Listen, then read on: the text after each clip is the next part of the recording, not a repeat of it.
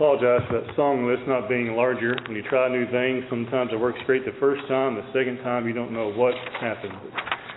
Anyway, we're looking this evening at Daniel chapter 6, looking at the time in which Daniel is going to be cast into what we know as the den of lions. We have heard this, no doubt this lesson is approached really in a host of different ways. We probably have heard it taught in Bible classes. Children have had it taught in their Bible classes. And on up it goes. We have heard different approaches and different ways in which Daniel 6 has been discussed. And again, this evening I want to show the importance of having a faith like Daniel. I am confident not one person in this room has ever been face to face with a lion in a life-threatening situation. I think I can say that without fear of being incorrect. If you have been face to face with a lion in a life-threatening situation, please talk to me later. I'd like to hear about it. But in Daniel chapter 6, this is what we find, is that he is placed in a position in which he could, and very well, have his life taken from him. And we all know stories of faith, but do we have what it takes to have a similar faith like Daniel displayed? And we really find, we have seen already throughout the book of Daniel, just in the first 5 chapters we've already seen, numerous examples of having strong faith in God and the importance of recognizing who God is and who He is as the Creator and as the God over all living things and over all His creation. We began in Daniel chapter 6 looking at how the scene is set, looking at the problem also that Daniel is facing in Daniel chapter 6, verses 1 through 9. But we first notice in Daniel chapter 6, we first are going to discuss really in brief some of the success that Daniel has. Now we'll notice in Daniel chapter 6 that Daniel, his success was going to be one that was going to distinguish him above everyone else. And no doubt we know at times in life when you are successful, you have those who are around you who do not care about your success. There are those who are very bitter about it, those who are no doubt happy and supportive. There are those who wish you would just fail completely and utterly. But if you look at Daniel chapter 6, looking at verses 1 through 3 here, the Bible says that it pleased Darius to set over the kingdom 120 satraps to be over the whole kingdom. And over these 3 governors, of whom Daniel was one, that the satraps might give account to them, so that the king would suffer no loss. Then this Daniel distinguished himself above the governors, the satraps, because an excellent spirit was in him, and the king gave thought to setting him over the whole realm. He was such an individual that you think about this for a moment.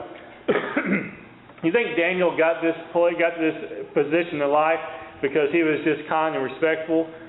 Or was it because he had a work ethic and a good spirit within him that set him apart from everybody else? I don't see that having just been kind and respectful got him to the position he was. He has already shown in the first 5 chapters that he has a gift given to him by God, but also he was one who was going to do what was right. And we find here in verses 1 through 3 that he was one of the governors, and then he has distinguished himself among the governors, to the point that we find here in verse 3 that the king thought about setting him over the entire realm. Does this remind you a little bit of Joseph back in Genesis, where he is given reign over the entire house of Potiphar? And to the point where Potiphar, if you want to know what's going on, he just go and talk to Joseph. And we find numerous other situations where he cast in prison, the same type of thing. And later in life, he has advanced so far to the degree that he is basically over the whole nation there, and we find in Genesis. And we find here in Daniel's time here in Daniel 6, he's given the same opportunity, that he is excelling so well that the king was going to set him, or considering setting him, over the whole realm there in verse 3. Now we continue reading. Again, as I mentioned before, sometimes when you're successful, you have those who resent you for it. And we find that Daniel is no doubt resented by others. There are those who did not care for his success. In Daniel chapter 6, looking at verse 4, the Bible says, "So the governors and satraps sought to find some charge against Daniel concerning the kingdom. But they could find no charge or fault because he was faithful. Nor was there any error or fault found in him." That's a huge statement. They try to find something which they could trap him in. The Bible says in verse 4, quite plainly, there is nothing they could find in him. Notice again how it words it here in verse 4. They sought to find some charge against Daniel concerning the kingdom, but they could find no charge or fault, which means he made no mistake when it came to how he worked and how he labored before the king. They could find nothing. Because why in verse 4? Because he was faithful, nor was there any error or fault found in him.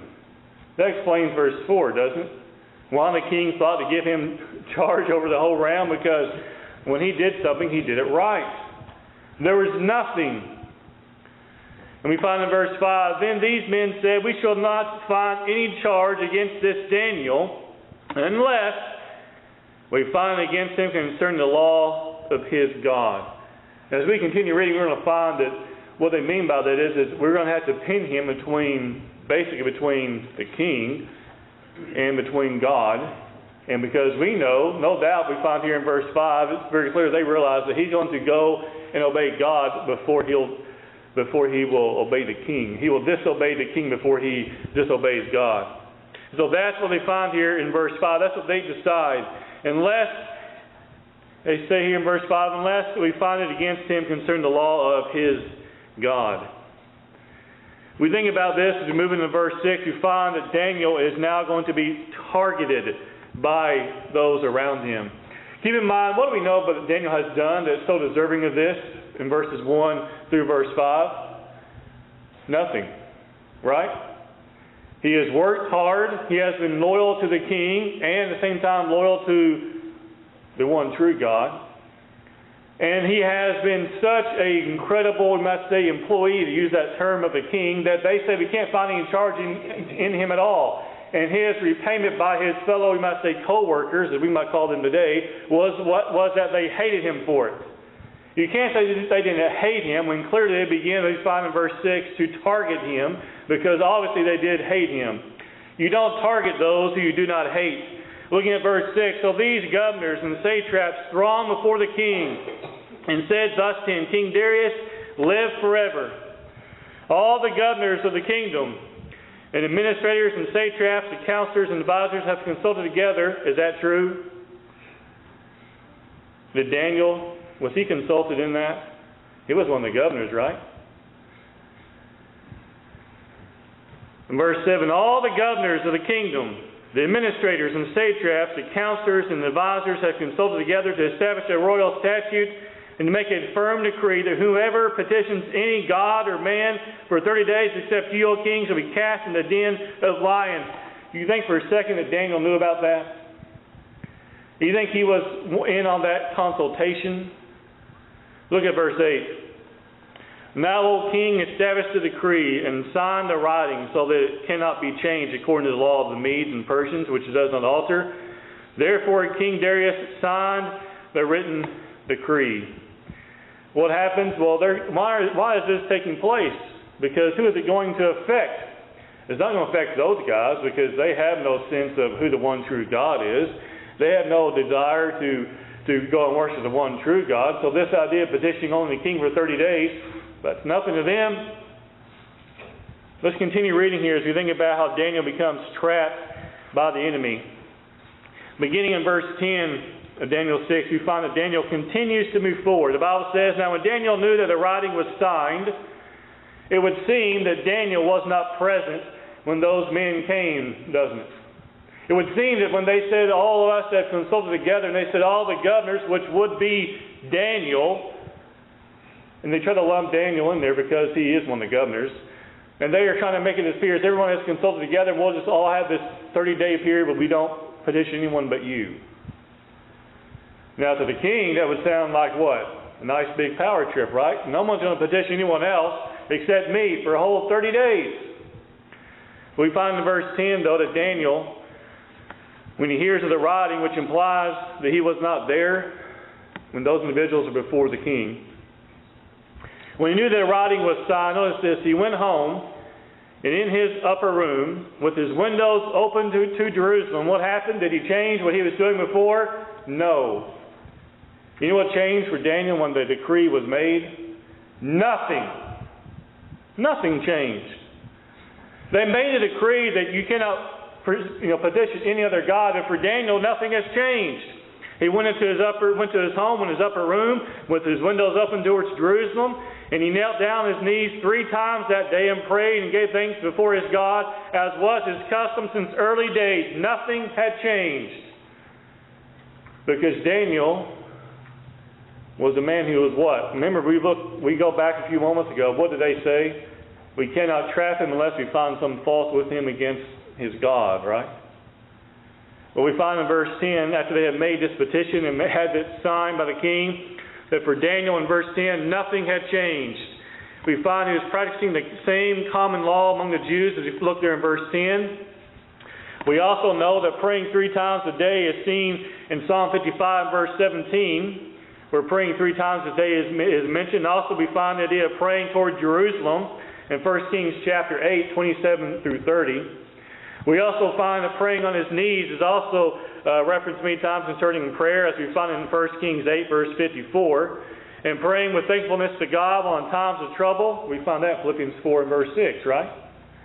You think that Daniel, when he was praying, after he went back into his room, went home, went up his upper room and did it just as he normally would, do you think his prayer concerned the king? The Bible doesn't tell us. But logic would say there's a very high chance he was praying about what was going on. There's a very high probability that he was praying about what was going on. So he was doing as what has been done, as the Bible says in verse 10, since his early days. Daniel 6 and verse 10. As was his custom since his early days. Praying 3 times a day, praying towards Jerusalem, praying on his knees. And as we are encouraged to do, as we also by Paul in Philippians 4 verse 6, praying with thankfulness to God while in times of trouble. It again was his custom since his early days. We continue reading here in Daniel chapter 6. We find Daniel is caught by his enemies as you look at verse 11.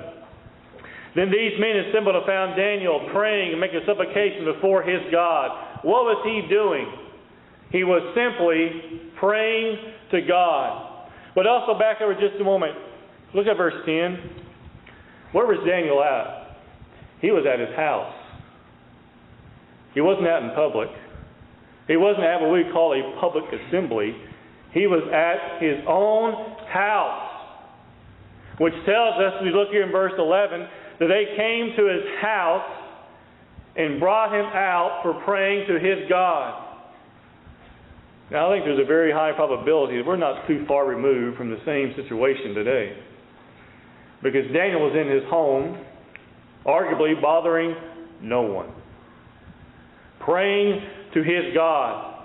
But these men assembled together and found Daniel praying. If they found him praying, they found him in his home. They found him in his room. They found him with his windows open towards Jerusalem. They found him on his knees praying to the one true God. Verse 12 says here, and they went before the king and spoke concerning the king's decree. Have you not signed a decree that every man who petitions any god or man within 30 days, except you, O king, shall be cast into the den of lions? The king answered and said, the thing is true, according to the law of the Medes and Persians, which does not alter. He's saying, yes, it's true, because the law doesn't change. Looking at verse 13. So he answered and said before the king, that Daniel, who is one of the captives from Judah, don't you love how they talk about him? That Daniel. You think they liked him? No, not at all. You don't make up a law that would pin someone and make them go against the king and place them in the den of lions if you didn't have a problem with them. That Daniel, verse 13, who is one of the captives from Judah, does not show due regard for you, O king, or for the decree that you have signed, but makes his petition 3 times a day. Daniel hasn't stopped doing anything. He's still praying to his God 3 times a day. We think about examples of this we find throughout the Bible. Men facing great hardship, great persecution. You go to Jeremiah chapter 20. And we're going to look at verse 10.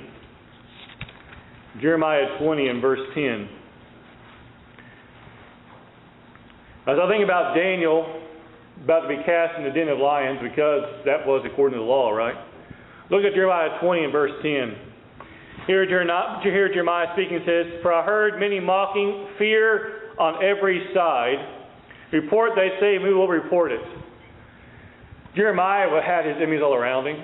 Jeremiah had those that said, keep on talking, keep on prophesying, we're going to report it. And Daniel's day was, keep on praying, we're going to report it. Because that was taking place, wasn't it? Look at Jeremiah 20, verse 10 again. "Report, they say, we will report it." He says here, "All my acquaintances watch my stumbling. Perhaps he can be induced, then we will prevail against him and will take our revenge on him." Is that still different from Daniel chapter 6? Perhaps we can trap him in his own law against God and make him, have to remain faithful to his God while going against the king. That's what the idea was, back in verses 1 through 4 there, basically. We find in Daniel 6, beginning in verse 14, the king's hand is forced. Verse 14 says, "And the king, when he heard these words, was greatly displeased with himself, and set his heart on Daniel to deliver him. And he labored till the going down of the sun to deliver him." That tells us in verse 14, the king did not really intend to harm Daniel. Sometimes people are pressured to do things or given ideas, and might say that sound great at first, and then they realize, wait a second, this wasn't so good after all. And we find in verse 14, the Bible says, "When he heard these words, he was greatly displeased with himself." He didn't want anything to happen to Daniel. But sometimes what sounds good doesn't always work out for the best. Just like we find there in the book of Proverbs, there's a way that seems right to man, but the end is the way of death. Sometimes we have those ideas that sound good, but in the end, they're nothing but trouble. And that's what Darius is realizing here in verse 14. The Bible says, "And he set his heart on Daniel to deliver him, and he labored until the going down of the sun to deliver him. Verse 15, "Then these men approached the king and said to the king, 'Know, O king, that it is the law of the Medes and Persians, that no decree or statute which the king establishes may be changed.'" They remind him of the law, don't they? See, the idea we find here is they really don't care about the king. They really don't care about the decree either. All they care about is that it doesn't change, so that Daniel is placed in the den of lions, and that Daniel is going to be killed, right? Because typically a person who is cast in the den of lions, they don't walk out from it. And so in their mind, they're saying, we're going to put him to death. And so, king, remember, you can't change the law. We know you like Daniel there in verse 14, but they say you can't change the law there in verse 15, right? We continue reading, we find that Daniel is cast into the den of lions. Verses 16 and 17 says, "So the king gave the command, and they brought Daniel and cast him into the den of lions. But the king spoke, saying to Daniel, 'Your God whom you serve continually, he will deliver you.'" Think about that for a second. And think about what that tells you about what Darius knew about Daniel. The Bible says they cast him into the den of lions. Now notice, usually when someone is cast into the den of lions, it's because they're being punished for something. I really doubt it was the king's custom to go out and start talking to those who are cast in the den of lions, because they're usually some type of lawbreaker and they want to see them die. But in Daniel's situation, that's not what the king wanted. And so we find in verse 16 here, the Bible says, "The king spoke, saying to Daniel, 'Your God whom you serve continually.'" How does he know that? Because he knew Daniel very well, didn't he? He knew Daniel very well. He says in verse 16, "He will deliver you." Then a stone was brought and laid on the mouth of the den, and the king sealed his own signet ring with the signet of the Lord, that the purpose concerning Daniel might not be changed. He was placed into the den of lions. Now it's interesting, we know that the trap for Daniel does not work out according to the men's plans, right? It fails miserably. We continue reading in Daniel 6 and verse 18 and following, we find that the trap for Daniel does indeed fail. Beginning in verse 18, we find that the king is worried. I should say Darius, not Daniel. Now the king went to his palace and spent the night fasting, and no musicians were brought before him, and his sleep went from him. Then the king arose very early in the morning and went in haste to the den of lions. Why would he do those things? He didn't sleep all night long. He paced back and forth. The Bible says no musicians are brought in before him, and his sleep went from him. And in verse 19, the Bible says he arose early in the morning and went in haste to the den of lions. When you want someone spared from harm as quickly as possible, what do? You get there the moment you can to get them out. And we find in verse 19 that the Bible says he went in haste in the morning, right, to the den of lions. In verse 20, when he came to the den, he cried out with a lamenting voice to Daniel. The king spoke, saying to Daniel, Daniel, servant of the living God, has your God, whom you serve continually, been able to deliver you from the lions? And we notice there he says your God. It doesn't say my God. That's sad. But he says your God. And he asks a question here. He says, has your God, whom you serve continually, been able to deliver you from the lions? And we find in verse 21 that Daniel is indeed delivered. The Bible says in verse 21, he responds by saying, O king, live forever. My God sent his angel and shut the lions' mouths so that they have not hurt me, because I was found innocent before him. And also, O king, I have done no wrong before you. He's saying I've been spared because I've done nothing wrong. He says I haven't sinned against my God, or he has not gone against his God. He says I haven't been found innocent before him. And also, he says, O king, I have done no wrong before you. In verse 23, the Bible tells us how he was brought out of the den. Now the king was exceedingly glad for Daniel and commanded that they should take him up out of the den. So Daniel was taken up out of the den, and no injury whatever was found on him because he believed in his God. No injury whatever means nothing happened to Daniel. Now we know if we go down here to Tulsa to the zoo, there are some lions and various other animals. And you could not pay me enough to climb over that fence and sit down by them.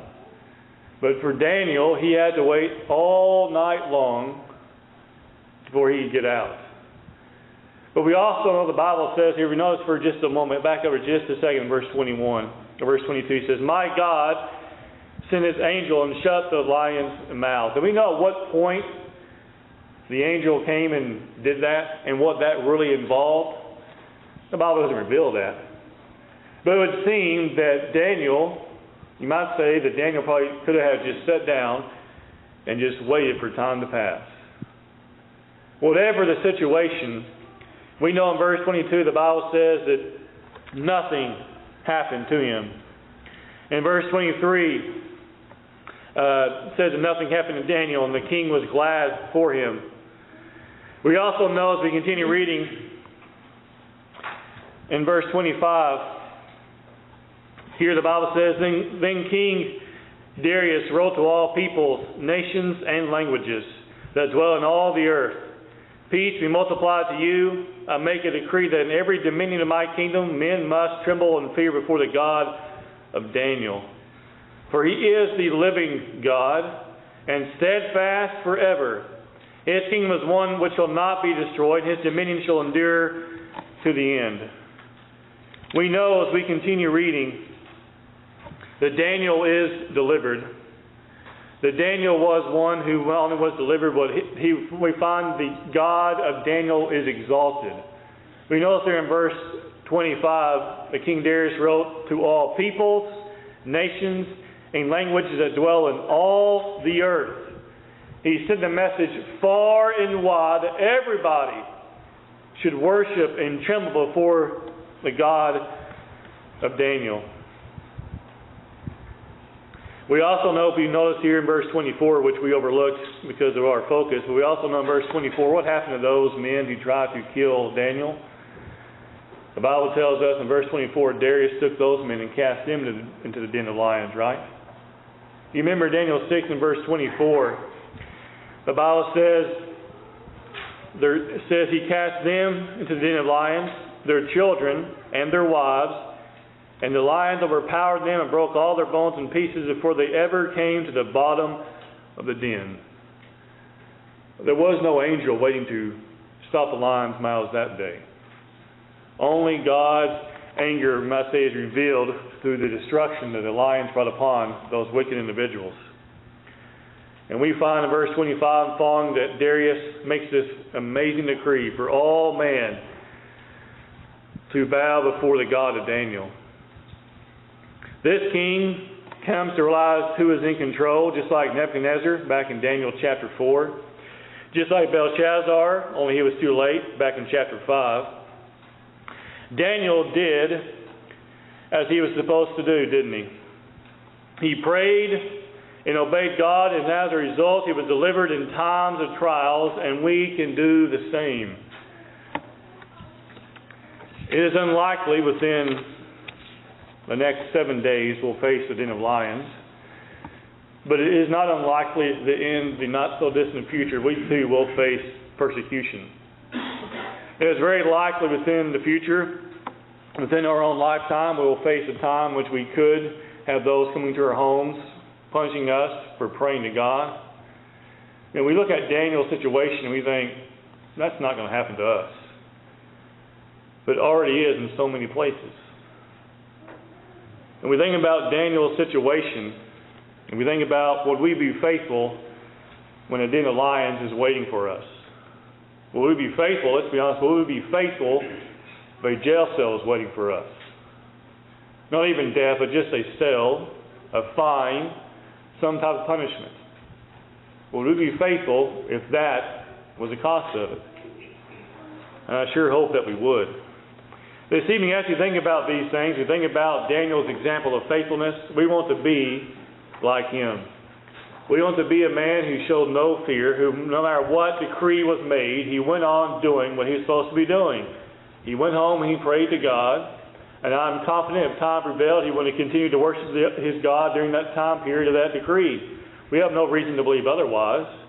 Why would a man who's willing to go to the den of lions stop short when it comes to worshiping God during a time of a great decree being placed?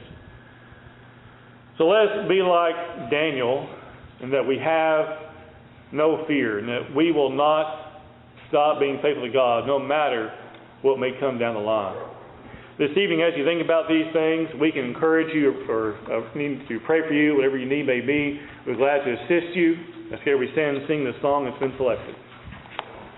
I hear the Savior say, thy